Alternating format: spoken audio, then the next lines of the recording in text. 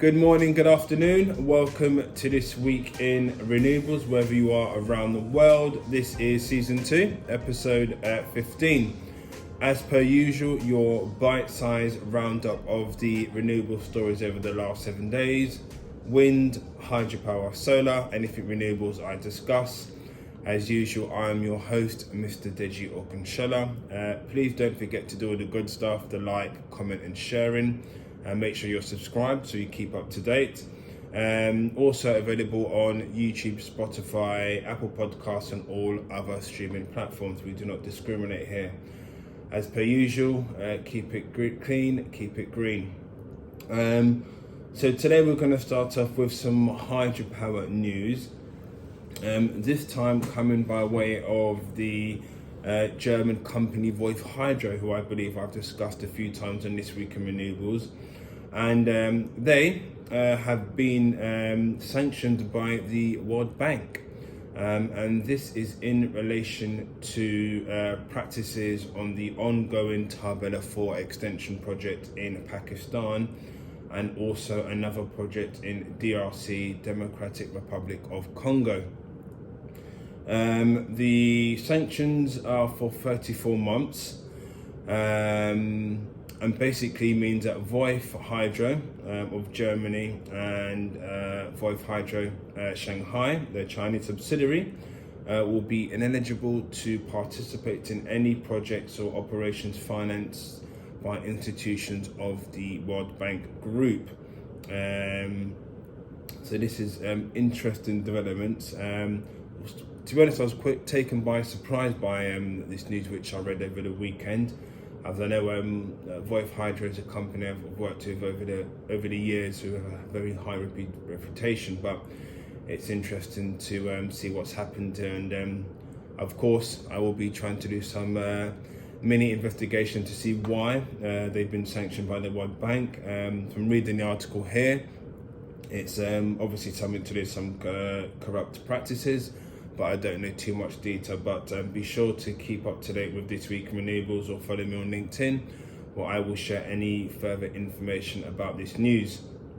Moving on to some more positive news from the hydropower side, and high-tech systems, which are developing a Swiss project, are said to be producing hydrogen from hydropower. And this is a project which is going to be taking place in Western Switzerland, using 2 high-tech systems to produce hydrogen from hydropower at the Scheffenen Dam. The production plant at the Scheffenen Dam is one of the Saarland River on the canton of Freiburg. The hydro project was completed in 1963 and is owned by Group E. Group E is a Swiss energy company that supplies 400,000 residents in the cantons of Freiburg and Neuchâtel, as well as numerous businesses, customers with electricity. The group operates 7 dams and hydroelectric projects in the San and one of the Treberis. So interesting news coming here by way of Switzerland and the production of hydrogen from hydropower. Moving on to some more general hydropower news, and it looks like our man of the year, if he's not selling new books or traveling to the moon, his company Amazon are very much on this path to clean renewable energy. And Amazon, just in case you didn't know who I was talking about there, I was talking about Mr. Jeff Bezos. And Amazon have announced 37 new renewable projects around the world. This is going to be adding a impressive 3,500 megawatts to its portfolio, as it aims to power 100% of its operations with renewable energy by 2025. So 5 years ahead of its original plan of 2030. So you have to give it to Mr. Jeff Bezos. He's leading the way. A few of our governments should take his example. No names mentioned.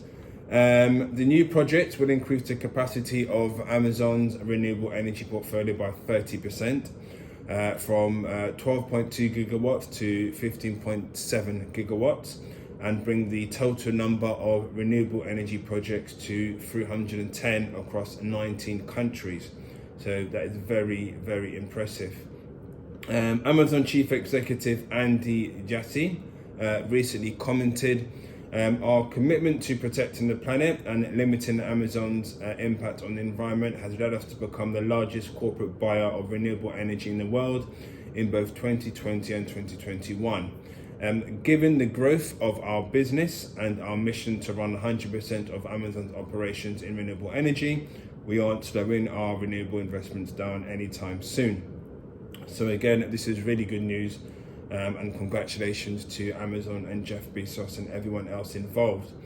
Moving on to some onshore wind news, and it's been recently reported that SSE Renewables has agreed a 580 million euro deal with Siemens Gamesa, and this is to acquire the turbine company's 4 gigawatt European onshore wind development platform.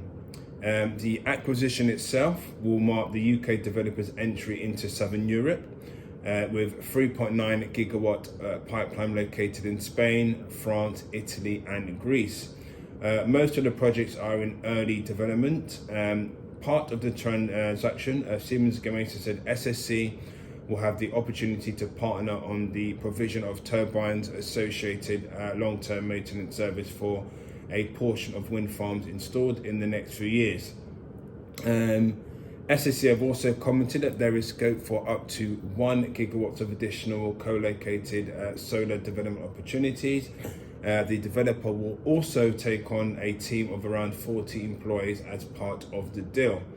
Likely to be completed by the end of September 2022, and of course is subject to receipt of relevant foreign direct investment and regulatory approval. So some major news coming from the onshore wind sector there.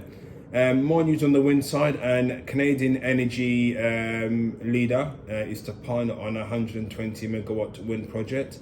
Boralex Energy and Hydro-Quebec have partnered to develop 3 wind projects of 400 megawatts each on the Seigneur-de-Bourg territory. The leading Canadian energy companies have announced a plan to develop 120 megawatts of wind projects in Quebec. These projects will include hydropower and transmission builder Hydro-Quebec have commented. Under the plan, each partner will develop 40 megawatts of wind power. Under the agreement, energy generated by the wind project will be procured by Hydro-Quebec through its power purchase agreement PPA. The total investment of the 3 projects is expected to be in the region of 3 billion Canadian dollars, which is about 2.3 US dollars. Whether each project will be completed will depend on Hydro-Quebec's need, according to a recent press release. So once again, good news coming by way of Canada, and of course I'll be keeping you up to date with any news related to that news story. Some more news on the onshore wind side coming by way of Germany and PNE, who have commissioned a 19 megawatt wind farm in the German state of Brandenburg. The Wasdorf wind farm, which is comprised of 6 turbines with a normal output of 19.2 megawatts, increases the portfolio of wind farms operated by PNE to a total of 522. In addition, the developer is constructing wind farm projects with a nominal output of 112 megawatts in Germany. Numerous further wind park projects are already in the approval process in accordance with the Federal Emission Control Act, as recently commented by PNE. Chief Executive Markus Lesser of PNE has recently commented in relation to this article. The commissioning of the Wasdorf wind park shows we are on track and are steadily moving towards our strategic goal of having up to 500 megawatts in operation or under construction by our own portfolio at the end of 2023. So congratulations to all involved on that project there in Germany. Last but not least, some solar energy news. And Aura Power has received the green light for the 50 megawatt UK solar project. And so they've been given the approval to build the Kemble solar farm, which has been approved by local councils. The planning application submitted by the developer in partnership with Bathurst Estate to construct a PV array land near the Kemble in Cirencester was given the green light yesterday by Cotswold District Council and the Wiltshire Council. The solar farm itself will provide a substantial contribution to the local national net zero targets, generating enough renewable electricity to supply the equivalent of over 12,000 typical homes, saving an estimated 21,000 tonnes of CO2 per year. Construction is expected to start in 2023, and the local community will be notified in advance when the dates have been confirmed, as recently commented by Aura. So this is really, really good news. More news from the solar side here, and Baywa, if I've pronounced it correct, have launched their 163 megawatt solar consultation. This is for the proposed Oakland Farm solar project in South Derbyshire, England. The German developer has commented that the process will run from the 21st of April, so last week, until the 6th of June, so roughly a couple of months, with all consultation documents, including the preliminary environmental impact report, non-technical summary and associated plans available to view and be downloaded on a section on its website, so all for public use.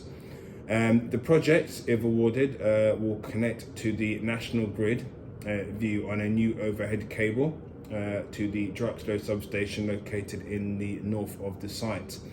The developer will submit a planning application under the National Significant Infrastructure Project regime later this year. So it'll be interesting to see how these plans progress. And some final news coming from the solar sector. And EDPR has entered the Texas solar power market.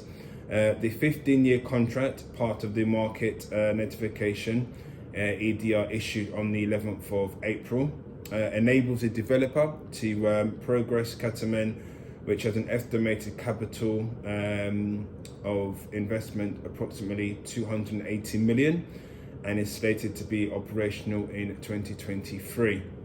The Bristol Mayor's PPA is one of two of the Katamen announced on 11th of April, while the other is for the 156 megawatt, enabling EDPR to sell 90% of the clean energy produced by the solar farm.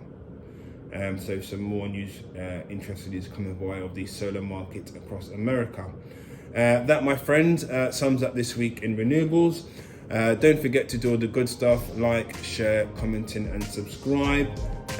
Keep it clean, keep it green. I've been your host, Mr. Deji Ogunzola. Have a wonderful week ahead. Take care. Goodbye.